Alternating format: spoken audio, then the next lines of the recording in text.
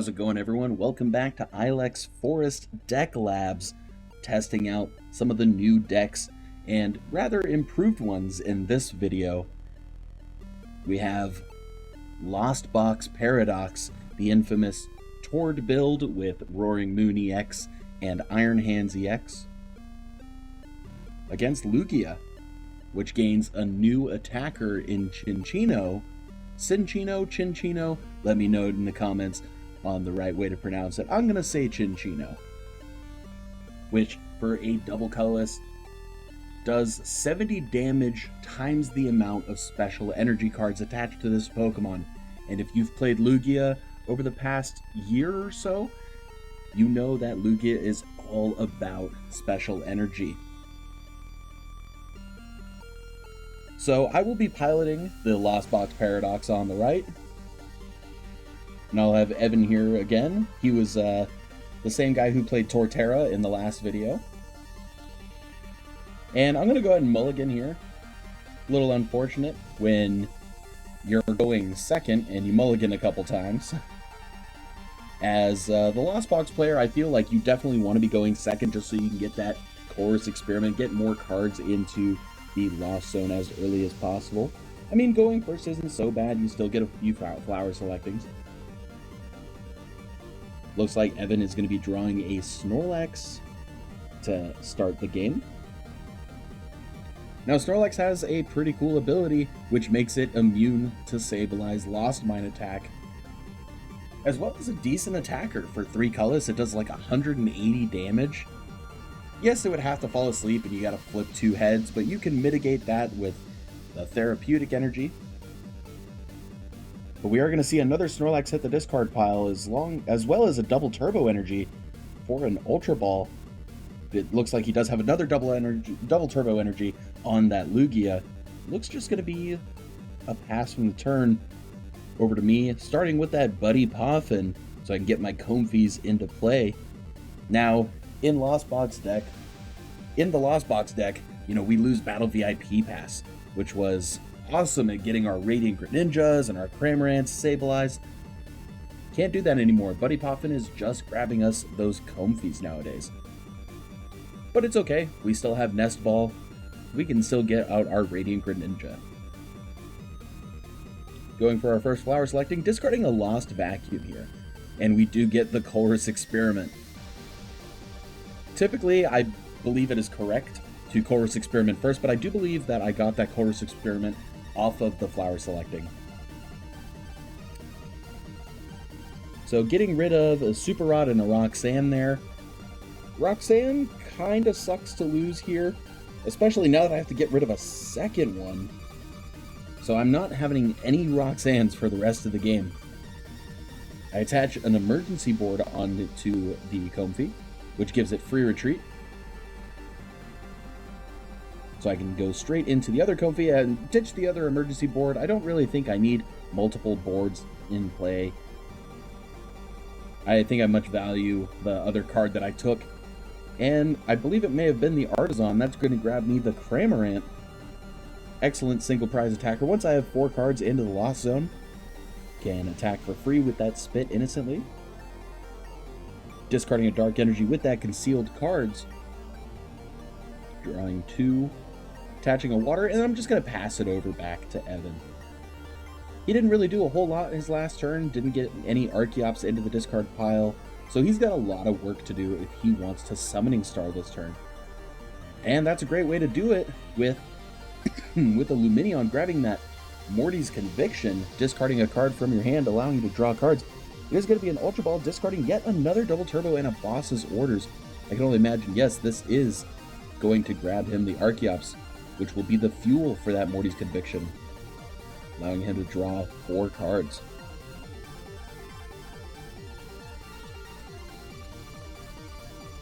See a Capturing Aroma, flipping Tails, so allows grab him a basic Pokemon. I believe this is going to grab him another Lugia. I think I like this play. But another Tails on Capturing Aroma. I'm sure he would have loved to flip heads there, get another evolution, get the second Archeops, which I imagine he is hunting for right now. Unfortunately, he's going to have to grab a basic, so it is going to be the Cinccino. Yeah, that Cinccino is an excellent attacker. I don't know how much that attack matters in this matchup when you have just a bunch of single prize attackers. It seems like Cinccino's just really good at taking out 2 prize threats. Maybe later on, when the Iron Hands, Raikou, Roaring Moon come out, Cinccino could provide a lot more utility. But you don't want to be attacking with a Cinccino into a Cramorant. It looks like I'm going to use the Prime Catcher, bringing up that Cinccino before it could ever become the Cinccino. I don't want that to be a problem later in the game. I know I can knock it out with Cramorant this turn without having to try too hard. Looks like a flower selecting. I'm going to be discarding a Mirage Gate. This now puts me to 7 cards.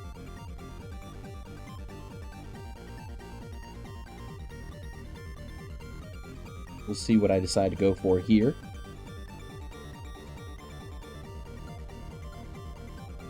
Looks like it was a Sableye off the Artisan. I think it might be a little preemptive to bench the Sableye at this point when I don't have a guarantee 10 in the Lost Zone. He could very easily boss kill it, and then I no longer have access to that. I do play 2 in the list, which is fine. It's not like the Giratina builds that only play 1.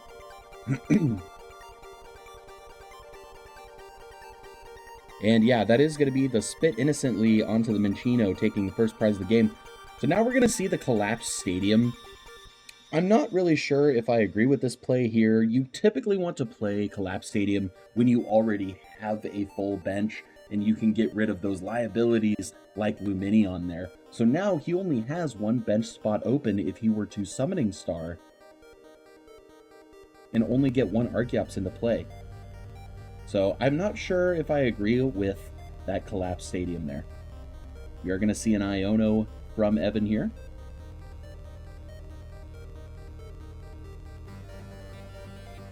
And we'll see if he is able to get the Summoning Star into play.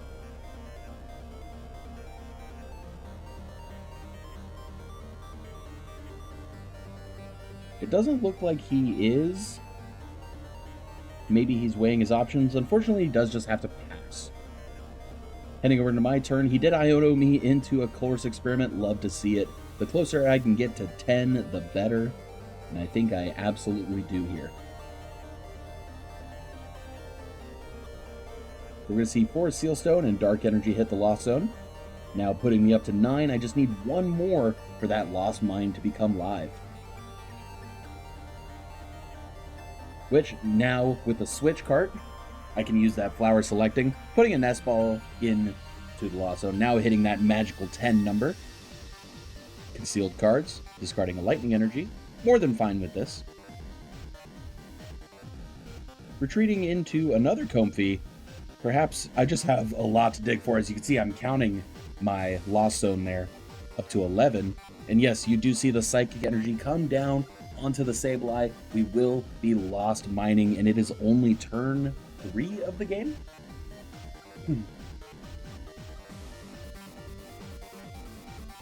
Another big item that Lost Box lost, pun intended, was Escape Rope. That was another excellent switching method for you to move your Comfeys around so that you can get more Flower Selectings. Now we have to rely on Switch and Switch card alone. I guess you could with Prime Catcher as well. That does provide another switching effect. So now we see Evan here benching a Mew EX and playing a Research. So now he has completely bench locked himself. And unless he gets rid of that Collapsed Stadium, he's not going to be able to Summoning Star for anything. Archeops is effectively off the table. This is not really something you want to be doing here. This is definitely a mistake on his end.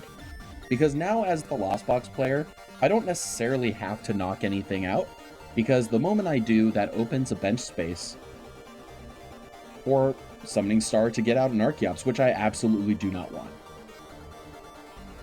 From Evan here, he is going to play the A-Spec Master Ball. Pretty much the only deck I think is going to play Master Ball is Lugia, just so he can search out his Archeops. And I think he kind of realizes here that he is bench locked.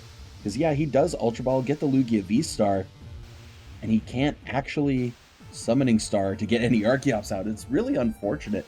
Kind of shooting yourself in the foot here.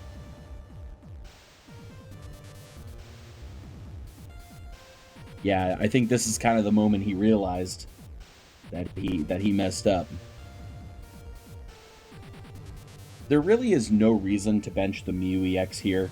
I honestly not even sure if I like it in the list. Sure, you know, you could power it up with some Archeops and you could copy a Moonlight Shuriken. Sure, you could do those things. I'm just not even sure if I like it. It might seem too cheeky and cute. And unfortunately, it is just going to be a Read the Wind, discarding a Gift Energy, which you don't really want to be doing either. You don't have any ways to get those special energy back from the discard once they're in there, so not only is Archeops not an option for you anymore, you're also throwing your energy away. Back into my turn, I'm playing a Super Rod, getting some energy back into the deck. Now that Mirage Gate is well past live, I can attach a water energy to Radiant Greninja, maybe prepare for a Moonlight Shuriken. I do play a Boss's Orders on the Snorlax, and I go for the Lost Mine.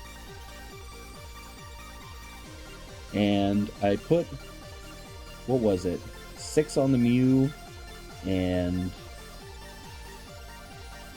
was it 6 on the Mew and 6, I'm not really sure how I did that. So anyways, capturing Aroma is going to grab the Cinccino. Still, his bench is full.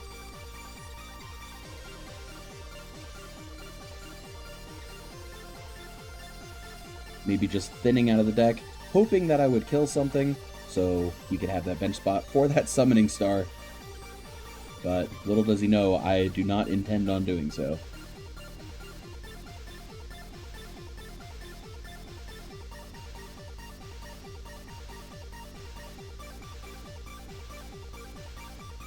So looking at Lugia VSTAR there, has 100 damage on it. Maybe I'm intending on a Raikou V play to knock that out. Yes, it would open up Summoning Star for him, but it still would only be just one Archeops. So maybe I'm just kind of accepting the fact that, hey, I have to take prizes eventually, and this is just how I'm going to have to do it. So I play a Course Experiment here as if I didn't need any more cards in Lost Zone. Digging through the deck is also just very good. Getting rid of a Buddy Poffin and an Artisan. I definitely don't need any more Pokemon in play. I feel very comfortable with what I have. But I do get out the Raikou V. I am going to be Mirage Gating to it. So we do have a Lightning and a Dark that we attach there.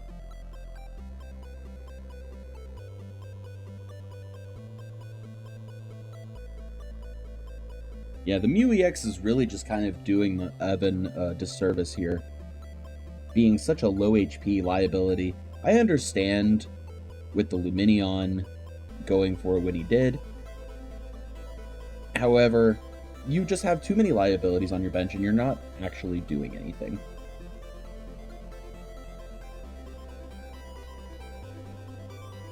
Looks like I'm debating a few actions.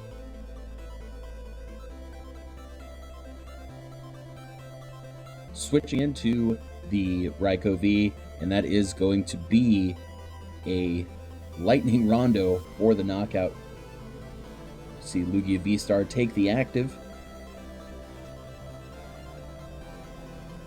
And yeah, he is going to be able to Summoning Star for just a single Archeops. A little unfortunate because if that ever gets bossed and KO'd, then there are no Archeops for the rest of the game.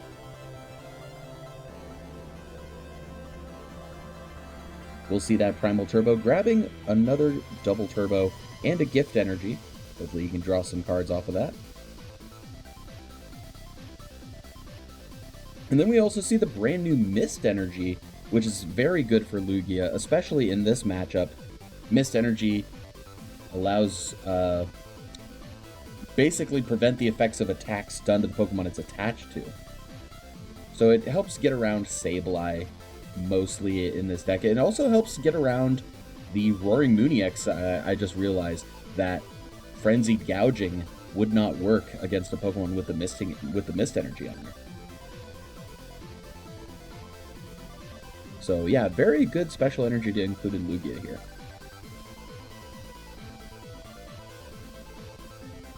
Alright, so I'm going to play a Super Rod, getting some energy back in the deck. It looked like a Psychic, a Dark, and a Lightning.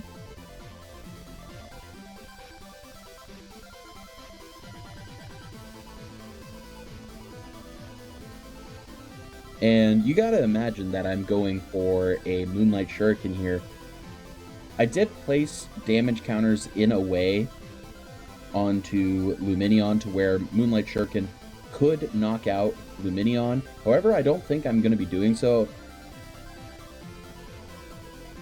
I think I actually hit the Mew and maybe the Archeops. I'm not sure which one I go for. I know I definitely go for the Moonlight Shuriken this turn. Down comes the Iron Hands. Amp you very much, does 120 damage normally.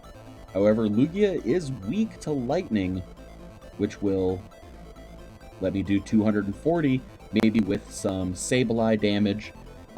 You could knock out a Lugia with Amp you very much that way, but definitely not with the Mist Energy attached.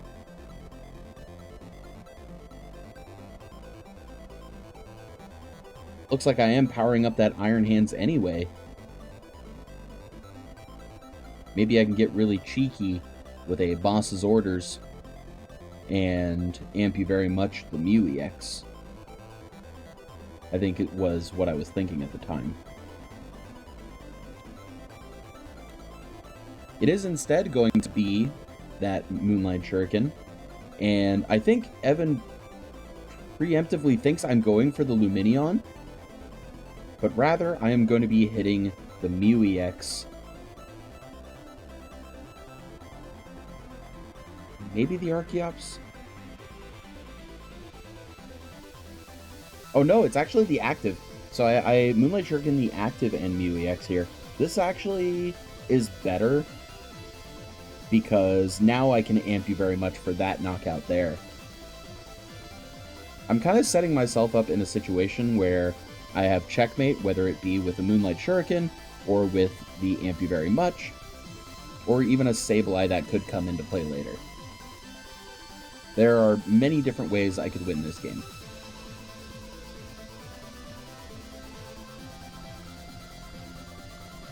And it's really unfortunate, this game, how it played out, where Evan kind of shot himself in the foot and couldn't really take advantage of Primal Turbo the way that it really is intended to. And perhaps that may just be a lesson for everybody here, that when you're playing Lugia, make sure you save enough bench space for your Archeops. Otherwise, your game plan is just not going to work out the way you want it to.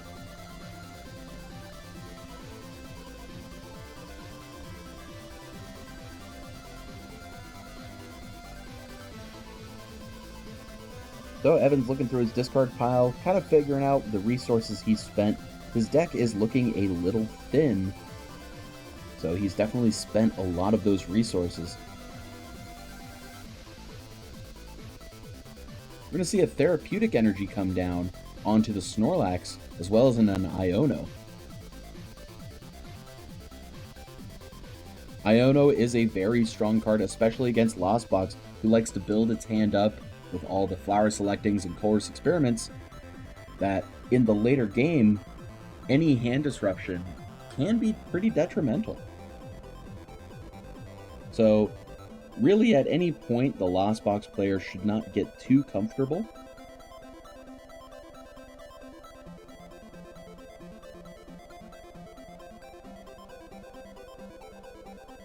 because even though Evan has not necessarily had the strongest board, he is still taking prizes, as it looks like he only has 3 prizes left to take, now 2 with this knockout. However, going into my turn, I am Chorus experimenting for the rest of my deck. I know the writing is on the wall. All I need is a Sableye and a Psychic Energy, which I do have, and I will Lost Mine, finishing off the Mew EX and the Lumineon V for a perfect amount of damage to knock out both of them, taking my remaining prizes for the game. So, a pretty decisive victory for me playing Lost Box here, which historically I believe has been a pretty difficult matchup. Lugia VSTAR has a lot of HP, Snorlax is immune to Lost Mine, the Mist Energy now makes it even harder, and Evan really just kind of shot himself in the foot here. So as we shuffle up for this second game, I do believe Evan chooses to go second, which in the previous format wasn't so bad going second, because you could play a Lumineon, search for the Professor Burnett, search your deck for the 2 Archeops, and have them hit the discard straight away. Now we don't have Professor Burnett, so that's not as good. I think Lugia moving forward should go first against most matchups. There might be some where you would want to go second just because you don't want them to go first, but I'm not too sure on that yet. So I will be going first here, starting with that Artisan, grabbing another Comfey. Get my flower selectings underway.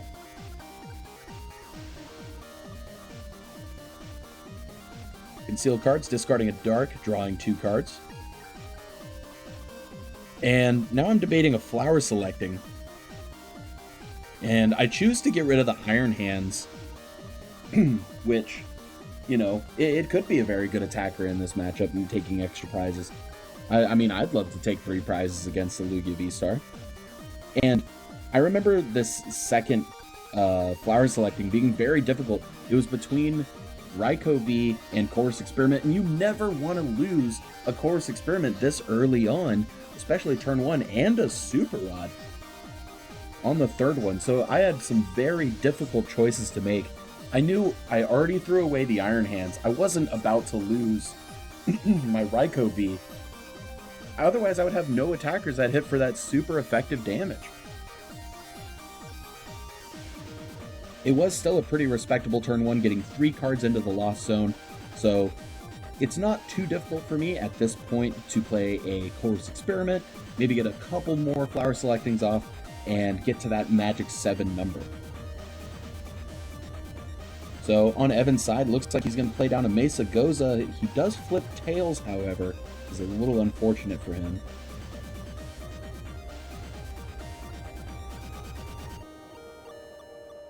As he is staring down a Raikou V. And it doesn't look like he has a whole lot of options. And he may even just be going for a Read the Wind. And it's something you really hate to see in the Pokemon trading card game. Oh, he does have an Ultra Ball. So let's see what he grabs off the Ultra Ball. I actually don't know what he grabbed there. Oh, it looked to be like the Lumineon V. So you could search for a supporter. I'm not sure what you would want to grab here. Maybe a research if your hand was looking pretty weak.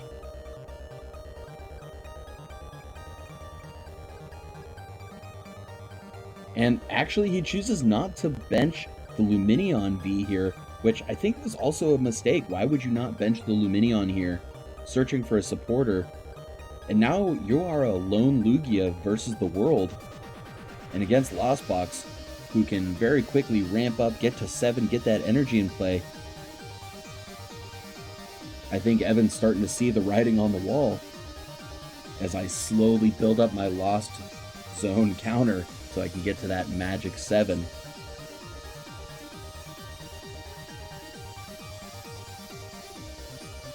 I'm going to play a nest ball here just to make sure that I fill up my bench so I can hit for that weakness, because I'm fairly confident at this point I can get to 7. I know I could definitely get to 6 at this point. There might have been something in the middle there that I missed. So flower selecting here, I think this was a big debate. And I think it was here, actually, yes.